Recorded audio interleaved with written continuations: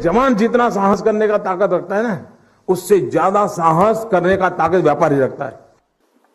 देश के प्रधानमंत्री जब इस तरह की बात करते हैं और दूसरी तरफ सेना के शौर्य का फायदा उठाने के लिए चुनावी राजनीति में सेना को घसीट लेते हैं, खुद वर्दी पहनकर पोस्टर लगवाते हैं, तब ऐसी परिस्थिति में मोदी के इस बोल को आप क्या कहेंगे?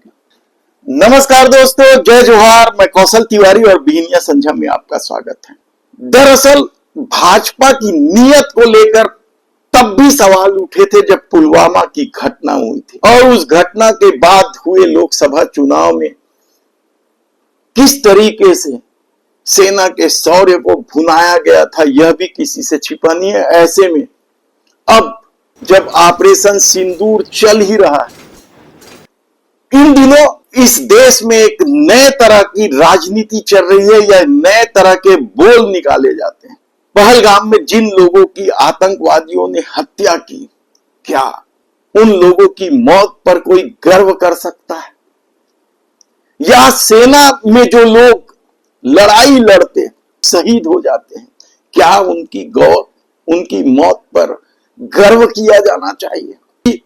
निश्चित रूप से देश के लिए यह गौरव की बात है कि इस देश के युवा इस देश के लिए अपनी जान देने को तैयार है, लेकिन यह दुखद घटना है। इस पर यदि राजनीति गर्व महसूस करती है तो हैरानी होती है कि आखिर कैसे गर्व किया जा सकता है किसी की शहादत को लेकर। उस परिवार पर सोचिए जिन पर दुख का पहाड़ टूट पड़ा हो।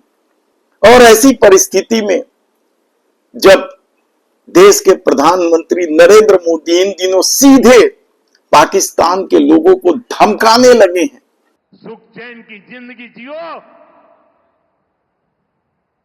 रोटी खाओ, वरना मेरी गोली तो है ही। ये किस तरह की राजनीति है?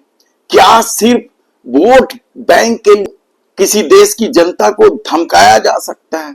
आतंकवाद को लेकर पूरी दुनिया त्रस्त है, लेकिन क्या किसी देश की जनता को इसके लिए धमकाया जाना चाहिए? या किसी प्रधानमंत्री या राष्ट्रपति के निर्देश पर होने वाले युद्ध को लेकर क्या उस देश की जनता को धमकाया जाना चाहिए? ये किस तरह की डिप्लोमेसी है, किस तरह की कूटनीति है, किस तरह की राजनीति? आप खुद सोचिए।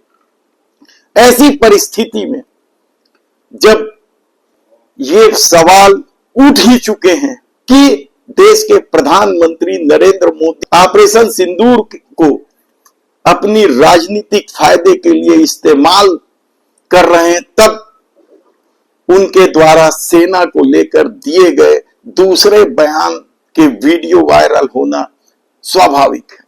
और इस मामले को लेकर अलका लांबा ने क्या कुछ कहा, वह सुन लीजिए। हम इतिहास में गए और जानकारी ली, ये हिम्मत, ये बयान, सेना की हमारी बहादुर ऑफिसर, शहीद का परिवार, शहीद की जो हमारी विधवाएं हैं, उनको अपमानित करने का सिलसिला शुरू कहां से हो? तो हम इतिहास में गए तो एक वीडियो जहां पर देश के प्रधानमंत्री नरेंद्र मोदी जी क्या कह रहे हैं सुनिएगा। आज जिनकी रगों में खून नहीं सिंदूर बह रहा है, उनकी रगों में व्यापार और पैसा बह रहा है, सुनिएगा। एक जवान जितना साहस करने का ताकत रखता है ना, उससे ज्यादा साहस करने का ताकत व्यापारी रखता है।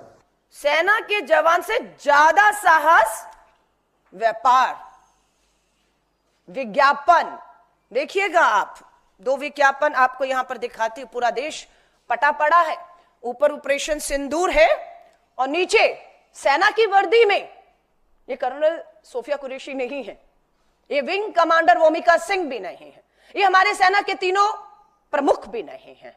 ऊपर ऑपरेशन सिंदूर, नीचे राजनीति। प्रधानमंत्री जी, फैंसी ड्रेस कंपटीशन नहीं है, ये देश है, ये देश की सेना है और देश की सुरक्षा का सवाल है, और आपने इसको मखौल और मजाक बढ़ा दिया। रेल की टिकटों पर विज्ञापन कानून और नियमों के खिलाफ है, ये सुप्रीम कोर्ट का आदेश है। रेल की टिकट पर ऑपरेशन सिंदूर और प्रधानमंत्री नरेंद्र मोदी जी का फोटो। श्रेय विज्ञापन प्रचारजीवी प्रधानमंत्री इस स्तर पर उतर आए। हमें बिल्कुल आपत्ति नहीं होती अगर रेल टिकट पर, सरकारी विज्ञापनों पर हमारे सेना के 3 प्रमुखों का तस्वीर होता, हमें कोई आपत्ति नहीं थी, हम स्वागत करते। सरकारी विज्ञापन, सरकारी रेल की टिकट पर हमारी बहादुर बेटियां, जिनको बार बार आपके सांसद मंत्री, आपकी पार्टी अपमानित कर रही है, दोनों बहादुर बेटियों की तस्वीरें होती, हम उसका स्वागत करते। आप कहते राजनीति मत करिए, यह शर्मनाक है, इसे कतई बर्दाश्त नहीं किया जाएगा। भाजपा के मंत्री विजय शाह, शर्मनाक बयान। प्रधानमंत्री जी नंगा नहीं कर सकते थे, इसलिए उन्हीं की बहन बेटी को, कर्नल सोफिया कुरैशी को आगे करके उन्हें नंगा किया, उन्हीं की बहन बेटी को बयान दिए हुए।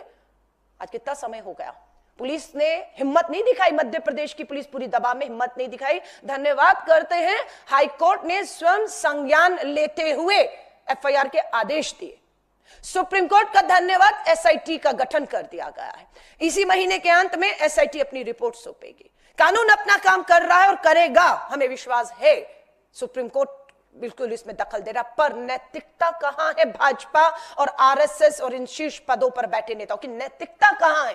क्यों अभी तक विजय शाह, रामचंद्र जागड़ा या आपका जगदीश देवड़ा, अभी तक पार्टी के सदस्य इन बयानों के बाद, शर्मनाक निम्न स्तर के बयानों के बाद, बदजुबान पार्टी के ये नेता कैसे बने हुए हैं?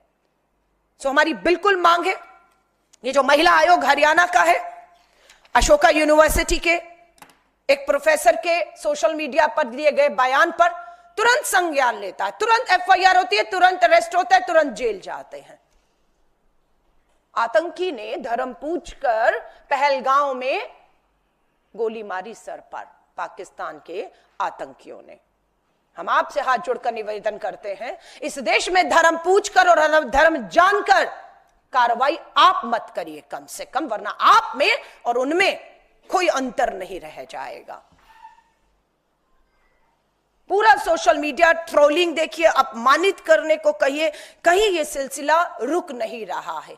तिरंगा यात्रा के नाम पर चुनावी लाभ जो है वो यात्राएं चल रही है, चुनावी लाभ। मोदी जी को श्रेय दीजिए और अपमानित करिए, जितने निचले स्तर पर आप उतर सकते हैं। तो क्या सचमुच भारतीय जनता पार्टी नहीं कहना चाहिए, क्योंकि इससे पहले अटल जी जैसे लोग देश के प्रधानमंत्री रहे, उन्होंने कभी भी सेना का इस्तेमाल राजनीतिक फायदे के लिए नहीं किया।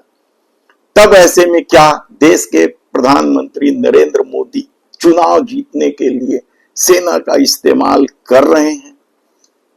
आप खुद तय कीजिए।